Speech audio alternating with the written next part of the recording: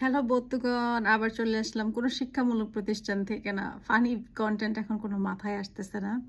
But এখন যেই প্রবলেমটা আমি ফেস করতেছি সেটা হলো আমার দাদি, চাচি, নানি যারা বুড়া হয়ে গেছে আরকি, তারা নাকি ৭০-৬০ বছরের হইলে শুনতাম তারা অনেক কিছু ভুলে যায়। কিন্তু আমি তো আমার এই বয়সেই সব ভুলে যাইতেছি। আমি লাস্ট উইকে আমার নেইবারকে দাওয়াত দিছিলাম আমাদের বাসায় শুক্রবার দিনের জন্য। সে আমারে বলছে যে, "ঠিক আছে আমি তোমারে জানাবো আসতে পারবো কি পারবো না" বা সামথিং এরকম কিছু একটা। তো হুট করে কালকে সন্ধ্যা ৭:৩০ বাজে আমার জামাই বলতেছে, "আচ্ছা আমরা যে নেইবারে বলছিলাম তোমার তো আবার অফিস আছে।" ইউজুয়ালি আমি ফ্রাইডেতে বাসায় কাজ করি, বাট এই ফ্রাইডেতে অফিসে আসতে হইছে। তখন আমি কই কি, "হ এগো তো দাওয়াত দিছিলাম, এখন কি হবে? একটা কল দিয়ে দেখো তো।" কল দিছি, ভদ্রমহিলা ফোন তুলে বলে কি, "Hey, how are you? Yes, are you guys ready for us 7:30 tomorrow?" I was like, holy shit!